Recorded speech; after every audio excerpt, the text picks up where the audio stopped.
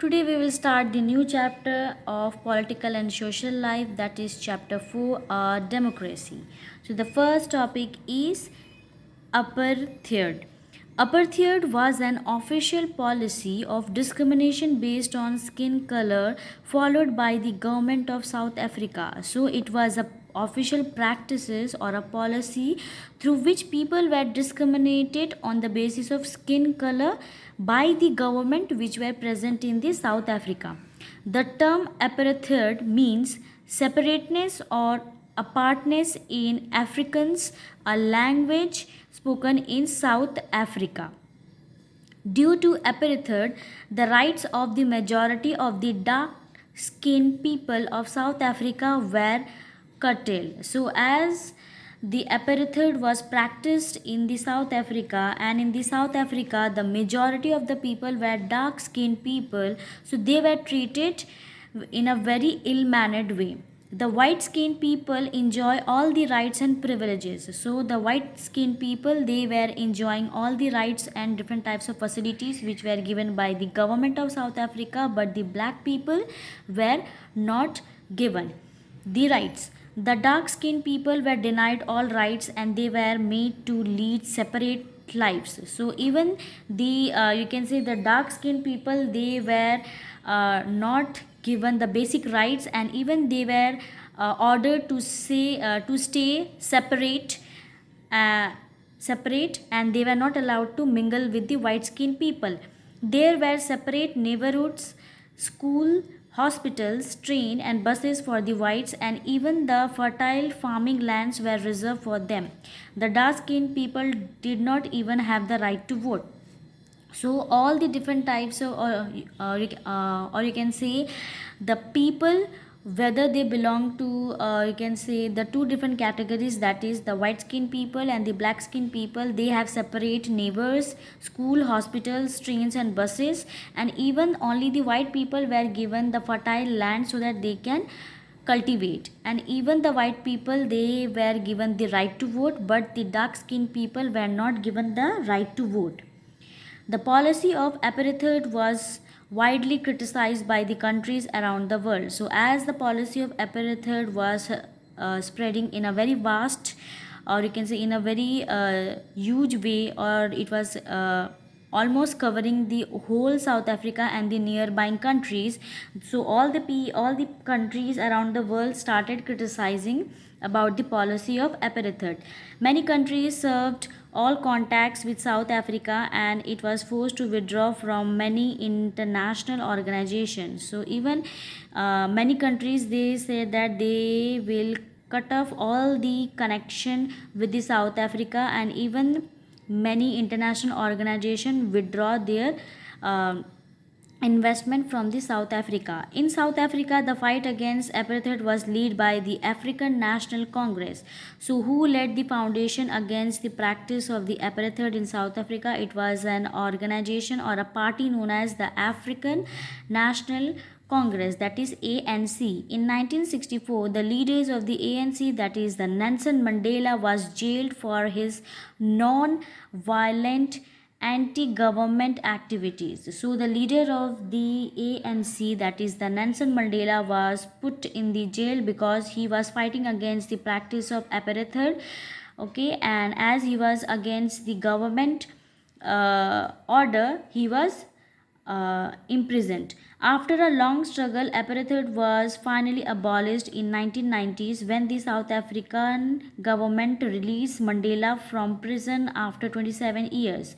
So once the Nelson Mandela was captured, his successor, his follower, they keep on doing the different types of movement, and finally after a long year, that is after a period of 27 years, finally the you can see the apartheid was finally abolished in from the South Africa, and Mandela was also released from the jail after the 27 years. The government changed many discretionary laws. So once he was released, Finally, the laws were changed. In 1994, general elections were held in South Africa in which people from all races were allowed to vote. So finally, in the year 1994, a general election was organized and all the people, whether they belong to the white skinned people or black skinned people, they all were allowed to participate in an election. With this, South Africa became a democratic country and all the people, irrespective of their races, began to be treated equally. So with the help of these, you can see, with the help of Nelson Mandela and his follower, finally in the South Africa, apartheid was abolished and a democratic system, or a democratic country was established where all the people were treated equally. Let us now look at some of the key elements of democracy. So now we will discuss about what is the term actually, the term democracy is all about. So this is a picture of Nelson Mandela addressing the people during the 1994 election. Key elements of democracy: people's participation. So the first feature is all the people, they participate in a democratic form of government. People's participation in the affair of government is an important features of democracy. So one of the you can say the most important features of a democracy is all the people are participating in order to choose their own government. People participate in election through which they choose their representative to form the government. So the people, whether they belong to any caste, any races, any religion, doesn't matter, they come together and they participate in an election so that they can choose their own leader or own representative. In India, the government is elected for a period of 5 years, after which elections are held again. So in our India, elections are held at an interval of 5 years, and after, or you can say once the 5 year is completed, again new election will be held. If people are not happy with the government's performance, they are free to elect a new government. So if the people of a country is not at all happy with the work of the any government, they can cancel the government or they can appeal to uh, resign the prime minister from his or her post, and again new government can be formed. Apart from election, people also participate in the process of governance by other means as well. They can hold protest march and rallies if they feel that a particular policy of the government is against their interests. So the work of the people is not only just to participate in an election in order to choose the leader, but they also protest against the government if the government make any particular policies which are against the people's interest, or that particular law harm the interest of any religion.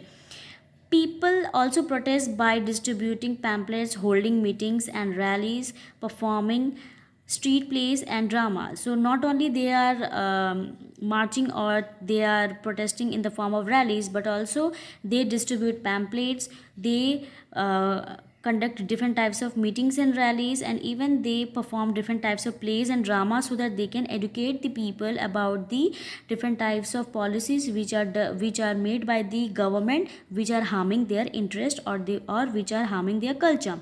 Sometimes people get violent, sometimes protests get violent where people destroy vehicles and property owned by the government to protest against the government policy. So sometimes some protests are converted into a violent way through which many people, they destroy the vehicles and properties which are owned by the government in order to protest against the government policies. Employees of organizations sometimes go on strike and refuse to work to fulfill some of their demands. So even some of the employees, if their demands are not fulfilled, they go on strike and refuse to work until their demands are fulfilled.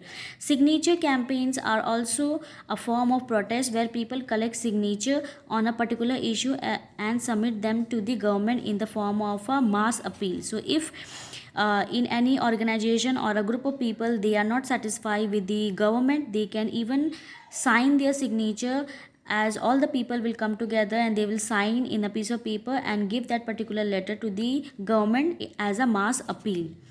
Groups of people also organize themselves into a social movement to draw attention of the government and the mass towards issue relating to environment, social equality, etc. So even there are many groups of people who organize different types of protest against the social movement so that their problems can be solved, and the issues can be related on the basis of environment or social inequalities.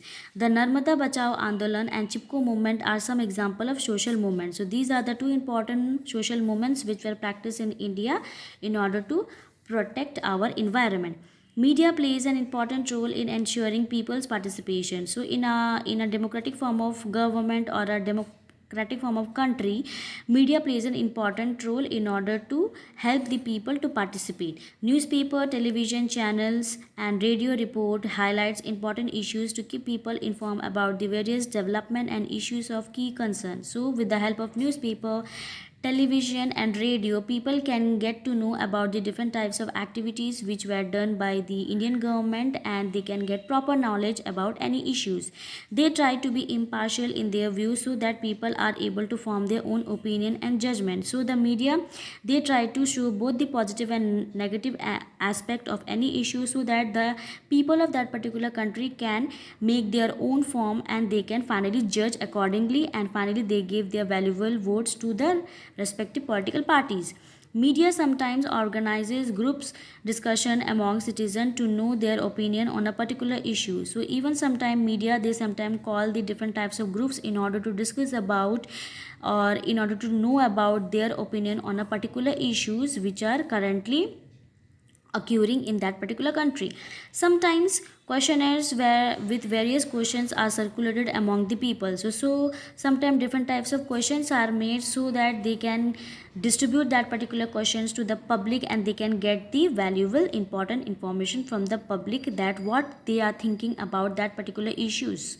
The response of these helps to understand the sentiments of the people. So why the media do so much of work in order to get the information of the people? Because they wanted, or the media wanted to know what actually the people of that particular country is thinking, or what their demand is all about.